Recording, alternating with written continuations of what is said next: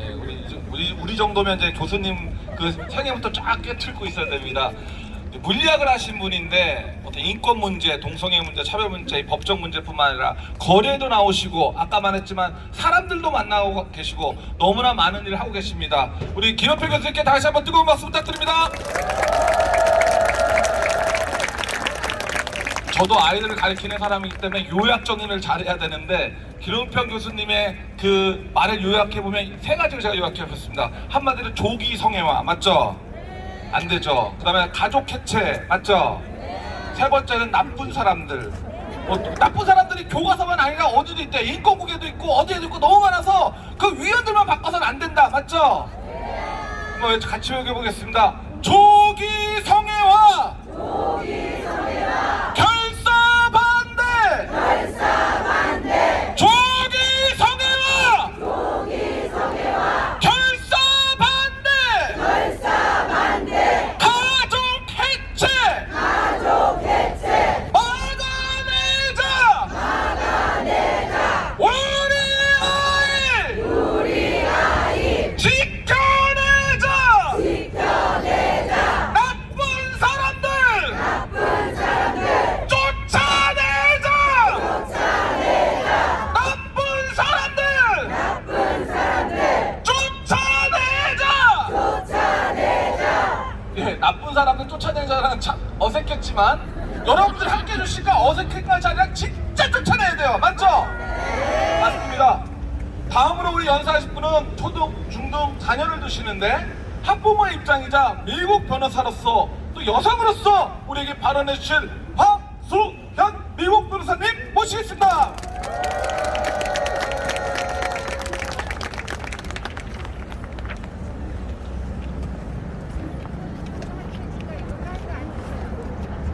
안녕하십니까. 오늘 저희는 2022 교육과정 개정안의 전면 폐지와 교육과정 지필진의 전면 교체를 요구하러 이 자리에 나왔습니다. 지난달 교육부가 공개한 교육과정 개정 시안과 공청회 과정을 지켜보면서 현재의 개정안이 우리 아이들의 삶과 이 사회에 미칠 파괴적인 영향을 반드시 막아야 하기에 우리가 할 수 있는 한 힘껏 반대의 목소리를 내기 위해서 이 자리에 나왔습니다. 우리 아이들이 학교에서 배우는 것은 국, 영, 수, 과의 지식뿐만이 아닙니다. 아이들은 학교에서 세상을 바라보고 이해하는 틀을 배우고 또래 아이들과 생각과 가치의 기준을 공유하게 됩니다. 이렇게 아이들이 학교에서 배우는 교과 내용은 아이들의 개개인의 행복뿐만 아니라 대한민국 다음 세대와 이 사회 전체의 가치와 방향에 결정적인 역할을 하게 됩니다.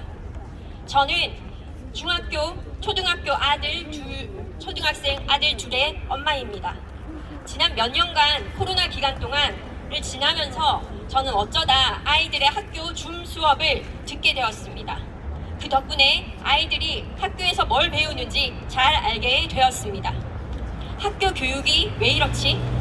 대한민국 의무 교육 과정에서 왜 이런 걸 가르치지? 답답했던 적이 한두 번이 아니었습니다. 작년 초등학교 3학년이었던 작은 아이의 사회 수업 시간이었습니다. 선생님께서 아이들에게 다양한 가족의 형태를 생각해보자며 필요한 유전자를 결합시키는 세 부모 가족, 노인들끼리 함께 모여 사는 공동체를 가족이라고 보여주는 영상물을 보여주었습니다.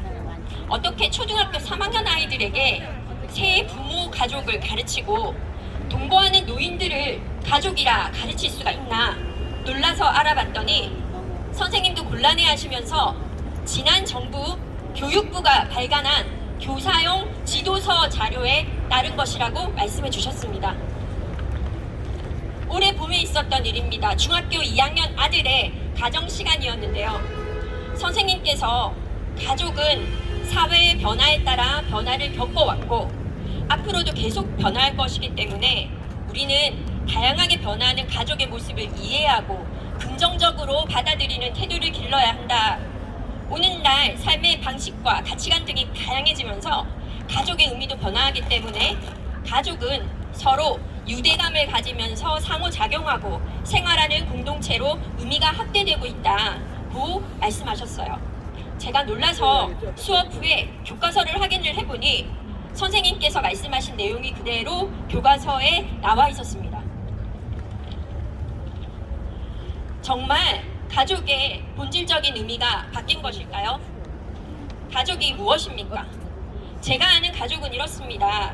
가족은 혈연과 결혼 중심의 집단입니다. 혈연에 의해 아버지, 어머니, 자녀로 구성된 가족을 가질 권리는 법으로 누가 만들어준 권리가 아니고 인간이라면, 인간으로 태어나면 누구나 누려야 하는 자연적이며 천부적인 권리입니다. 이런 혈연에 의한 관계는 결혼이라는 사회적 제도를 통해서 보완되어서 가족 중에 가장 약자인 아이들을 보호하게 됩니다. 자녀들은 이런 혈연과 결혼 중심의 가족 안에서 부모의 본능적이고 헌신적인 사랑 속에 이해와 용납을 경험하고 안정감을 누리며 성장합니다. 이것이 우리가 지향하는 가족의 모습이며 교과서에서 우리 아이들이 배우기 원하는 가족에 대한 지식입니다. 그런데 현재 아이들이 배우는 교과서와 이번 개정교육과정 시안에서의 가족의 정의는 다릅니다. 혈연과 결혼 중심의 가족은 정상가족 신화다. 정상가족 신화에서 벗어나 다양한 가족 유형에 대해 유연한 태도를 가지도록 교육해야 하며 테크놀로지와 미디어의 발달로 인해 변화에 적합한 새로운 가족 문화를 탐색해서 실천할 수 있도록 가르치고 있습니다. 그렇게 제시하고 있습니다. 특히 가족이란 그 유형에 관계없이 정서적으로 서로 몰입되어 일상생활을 공유하는 경우 가족으로서 고유한 가치를 인식해야 한다고 기술하고 있습니다. 이번 개정 교육 과정에서 말하는 테크놀로지의 발달로 인한 변화에 적합한 새로운 가족 문화를 탐색하고 실천하자는 말이 무엇입니까? 테크놀로지가 발달했으니, 기술이 발달했으니 부모가 셋인 가족도 새로운 가족의 문화로 실천할 수 있어야 한다고 가르치는 것입니까? 정말 세부모 가족에 아무런 도덕적, 윤리적 문제가 없습니까?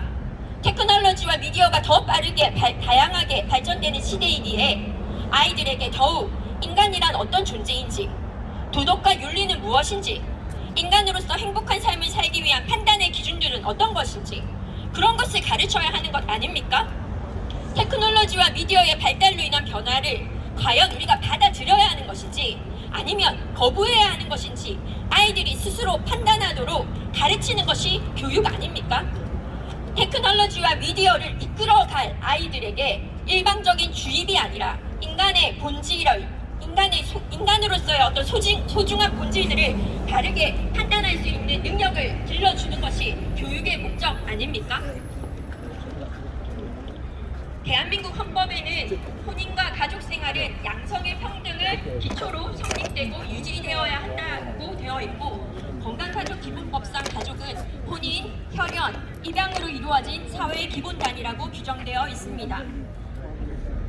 그런데 개정 시안에는 가족이란 유형에 관계없이 정서적인 몰입과 일상생활의 공유로 가족의 고유한 가치를 인식해야 한다고 되어 있어 현행법상 가족의 정의와 교과서가 가르치고자 하는 가족의 정의가 다릅니다.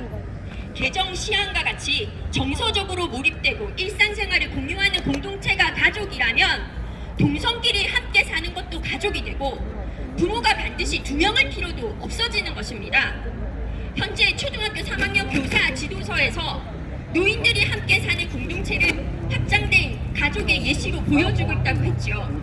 그렇다고 하면 그건 누구든 서로 좋아하면서 함께 살면 가족이야 라고 초등학생 아이들에게 우회적으로 가르치는 겁니다.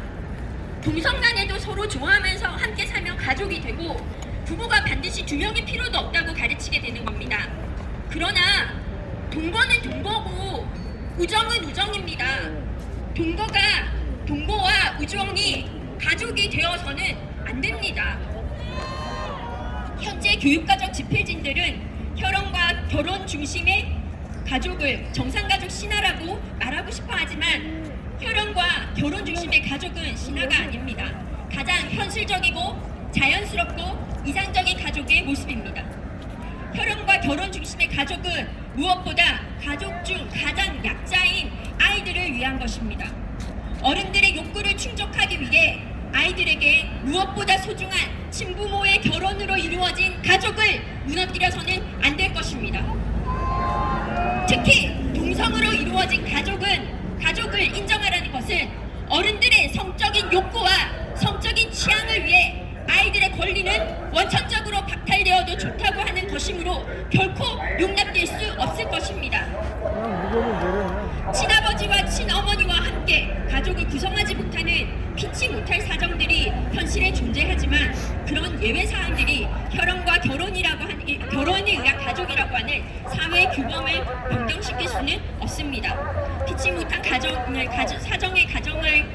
가정에서의 자녀들도 성인이 되어 충분히 혈연과 결혼에 의한 본인의 가정을 가질 수 있고 무엇보다 자녀들에게 가장 이상적인 가족이 혈연과 결혼에 의한 가족이기 때문입니다. 중2 가정교과서에서는 오늘날의 사회 문제로 인간 소외 현상과 저출산 문제의 심각성을 이야기하고 있습니다. 정말 인간 소외 현상과 저출산 문제는 대한민국의 심각한 사회 문제가 맞습니다. 이러한 심각한 사회 문제의 가장 좋은 해결 방안이 무엇일까요? 가족의 회복입니다. 혈연에 의한 본능적이고 헌신적인 사랑과 그 안에서 누리는 아이들의 안정감이 인간 소외 현상을 해결할 수 있는 가장 좋은 해결책이고 그 가족에서 누리는 행복이 저출산 문제를 해결할 수 있는 길입니다. 가족의 회복을 위해 학교에서는 아이들에게 남성과 여성이 어떻게 서로 다르고 또 서로 어떻게 이해할 수 있는지를 교육시켜줘야 합니다. 갈등을 해결하며 성장할 수 있는 이성을 갖추도록 교육해야 합니다. 쾌락과 욕구를 안전하게 충족할 수 있는 방법을 아이들에게 가르칠 것이 아니라 생명을 소중히 여기고 책임과 절제를 배우도록 또한 아이들이 자신이 성인이 되어서 꾸려갈 가정에 대해서 꿈꿀 수 있도록 학생 때부터 그렇게 준비할 수 있도록 가르쳐야 합니다. 그런 사회가 되어야 개인과 가족이 행복하고 인간 소외 현상과 저출산이 해결되는 우리 모두가 바라는 사회가 될 것입니다.